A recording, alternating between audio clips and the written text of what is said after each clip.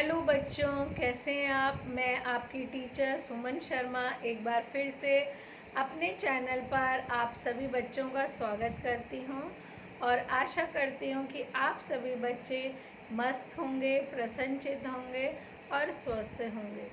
तो बच्चों, आज मैं बसंत भाग 1 कक्षा 6 से आपको पाठ 14 लोकगीत कराने जा रही हूँ। पाठ शुरू करने से पहले मैं कहना चाहूँगी, जो बच्चे पहली बार इस लिंक से जुड़े हैं, प्लीज़ वो मेरे चैनल को लाइक करें और शेयर करें और सब्सक्राइब करें, जिससे आपको हिंदी विषय संबंधी और अधिक जानकारी मिल सके और हमें आपसे मोटिवेशन मिले, जिससे हम आपके लिए और बेहतर और बढ़िया आसान लफ्ज़ों में आपको अर्थ समझा सकें। तो बच्चों, शुरू करती हूँ पाठ 14 लोकगीत। देखिए, हर प्रांत की, हर राज्य की भाषा होती है और उसमें लिखे जाते हैं लोकगीत। लोकगीत उस देश की, उस प्रांत की जान होती है, जिससे उन लोक गीतों को सुनकर हम उस क्षेत्र विशेष की सभी बातों को जान सकते हैं। वहाँ की वेशभूषा, खान पान, सब चीज़ को हम जान सकते हैं। तो लोकगीत उस प्रांत, उस राज्य, उस गांव का एक तरह से मतलब कि मूल रूप से एक अर्थ है, जिसके माध्यम से हम वहाँ की सारी जानकारी प्राप्त कर सकते हैं। लोकगीत अपनी लोच, ताजगी और लोकप्रियता में शास्त्रीय संगीत से भिन्न है, यानी शास्त्रीय संगीत से बिल्कुल अलग है, पर लोकगीत की अपने महत्व है। लोकगीत सीधे जनता के प्रिय हैं, घर, गांव और नगर की जनता के प्रिय गीत हैं ये। इनके लिए साधना की ज़रूरत नहीं होती है, एक्सपर्ट होने की ज़रूरत नहीं है।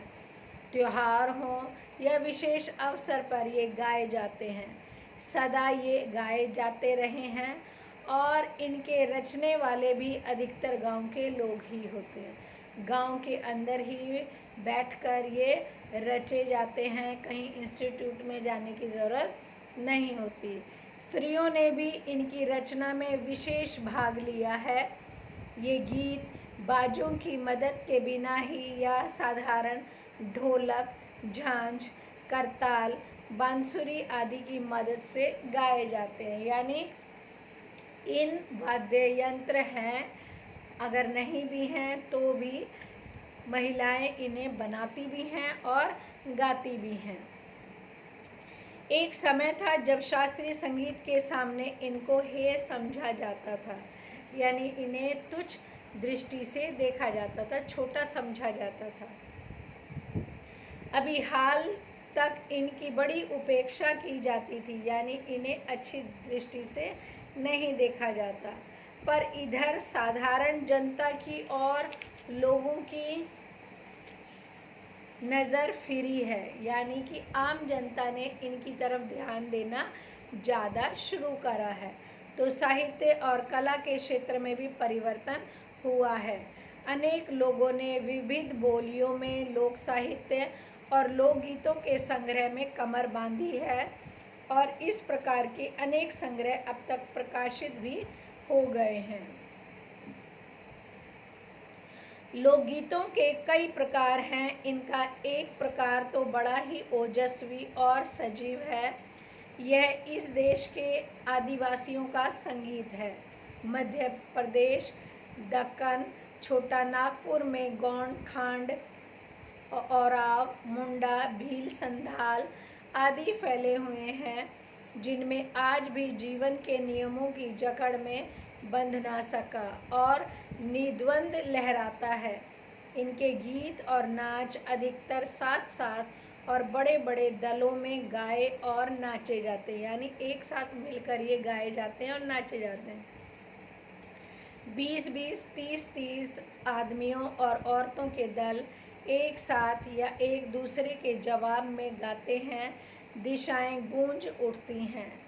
पहाड़ियों के अपने अपने गीत हैं, उनके अपने अपने भिन्न रूप में होते हुए भी अशास्त्रीय होने के कारण उनमें अपनी एक समान भूमि है। पहाड़ में गढ़वाल, किन्नौर, कांगड़ा आदि के अपने अपने गीत और उन गीतों की अपनी अपनी विधियां हैं। उनका अलग नाम ही पहाड़ी बन गया है, यानी पहाड़ी भाषा में बन गया है।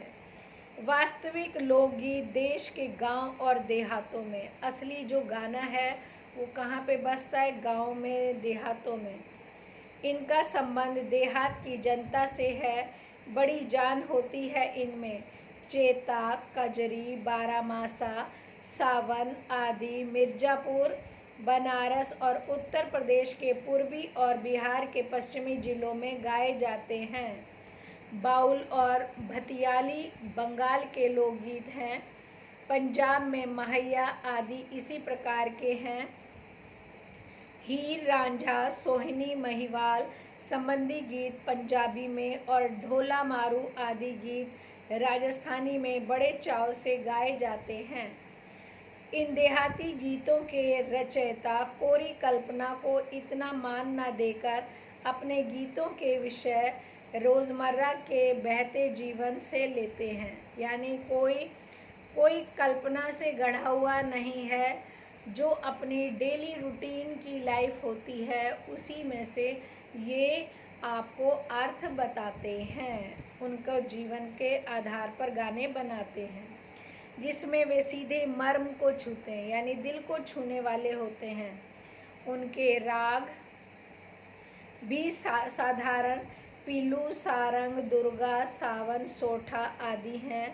कहरवा, बीरवा, धोबिया आदि देहात में बहुत गाए जाते हैं और बड़ी भीड़ आकर्षित करते हैं, यानी लोग इनको सुनने के लिए इकट्ठे भी होते हैं।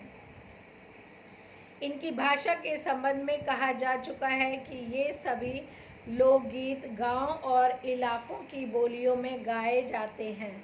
इसी कारण ये बड़े आह्लादकर और आनंदक होते हैं, यानी बड़ी खुशी देते हैं।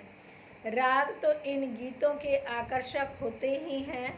इनकी समझी जा सकने वाली भाषा भी इनकी सफलता का कारण है, यानी जब ये जनसाधारण की भाषा में बोले जाते हैं, आम जनता की भाषा में जब ये बोले जाते हैं तो लोग उसे ज़्यादा ध्यान से और ज़्यादा पसंद करते हैं। भोजपुरी के करीब 30-40 वर्षों में विदेशिया का प्रचार हुआ है। गाने वालों के अनेक समूह इन्हें गाते हुए देहातों में फिरते हैं। उधर के जिलों में, विशेषकर बिहार में, विदेशिया से बढ़कर दूसरे गाने लोकप्रिय नहीं हैं। इन गीतों में अधिकतर रसिक प्रियों और प्रियाओं की बात रहती है, यानी जो इसमें आनंद लेते हैं हीरो हीरोइन, परदेसी प्रेमी की, और इनसे करुणा और विरह का रस बरसता है, यानी कि परदेश में जो दूर देश का प्रेमी है उसके दुख और दर्द में भी रस इसके अंदर बरसता है। जंगल की जातियां आदि के लिए दल गीत होते हैं जो अधिकतर बिरहा आदि में गाए जाते हैं। पुरुष एक और स्त्रियां दूसरी और एक दूसरे के जवाब के रूप में दल बांधकर गाते हैं और दिशाएं गुंजा देते हैं, यानी एक तरफ से महिलाएं गाती हैं और एक तरफ से पुरुष। पर इधर कुछ काल से इस बात के भी दलीय गायन का ह्रास हुआ है, यानी इसका मतलब कि ख़त्म हुआ है। एक दूसरे प्रकार के बड़े लोकप्रिय गाने आल्हा के हैं। अधिकतर ये बुंदेलखंडी में गाए जाते हैं। आरंभ में तो इनका चंदेल राजाओं के राजकवि जगनिक ने माना जाता है, जिसने आल्हा उदल की वीरता का अपना महाकाव्य में बखान किया। पर निश्चय ही उसके छंद को लेकर जनबोली में उसके विषय में दूसरे देहाती कवियों ने भी समय समय पर अपने गीतों में उतारा, यानी कि जो आला है वो बुंदेलखंडी है और वहाँ पे राजाओं के विचार, उनकी वीरता का बखान करते करते वहाँ के जो थे कवि, उन्होंने उन छंदों को लेकर अपनी रचनाओं को लिख डाला है। और ये गीत हमारे गांव में आज भी बहुत प्रेम से गाए जाते हैं। इन्हें गाने वाले गांव गांव ढोलक लिए गाते फिरते हैं। इसी की सीमा पर उन गीतों का भी स्थान है जिन्हें नट रस्सियों पर खेल करते हुए गाते हैं। यानी पुराने ज़माने में जब नट मनोरंजन के लिए रस्सी पे चलते थे तो इन गानों को गाते थे। अधिकतर ये गद्य पद्यात्मक होते हैं और इनके अपने बोल हैं। यानी ये जो कहानी है ये भी पद्य में मतलब गाए जाने वाले स्वर में होती है। अनंत संख्या अपने देश में स्त्रियों के गीतों की हैं तो ये गीत भी लोकगीत ही, पर अधिकतर इन्हें औरतें ही गाती हैं। इन्हें स्थिरजती भी अधिकतर वही हैं। जैसे मर्द रचने वाले या गाने वालों की भी कमी नहीं है, पर इन गीतों का संबंध विशेष रूप से स्त्रियों से है। इस दृष्टि से भारत इस दिशा में सभी देशों से भिन्न है, क्योंकि संसार के अन्य देशों में स्त्रियां अलग और भिन्न नहीं हैं, मिले जुले से ही हैं। यहाँ पर हर वक्त के लिए गीत है। जैसे नहान के समय रास्ते में जा रही हैं तो भी गाते हुए जाएंगी। शादी मटकोड़ यानी मजाक के समय, जोनार के लिए, संबंधियों के लिए प्रेम युक्त गाली, विवाह के समय, जन्म आदि सभी अवसरों के अलग अलग गीत हैं जो स्त्रियां गाती हैं। इन अवसरों पर आज से ही नहीं, बड़े प्राचीन काल से वो गाती रही हैं। मतलब ये केवल आज की ही टाइम से नहीं है, बहुत पुराने समय से स्त्रियां अच्छे से गाती हैं और बहुत सारी महिलाएं उसका साथ देती हैं। महाकवि कालिदास आदि ने भी अपने ग्रंथों में उनके गीतों का हवाला दिया है। सोहर, बानी, सहरा आदि उनके अनंत गानों में से कुछ हैं। वैसे तो 12 माह से पुरुषों के साथ नारियां भी गाती हैं, यानी पुरुषों के साथ महिलाएं भी गाती हैं।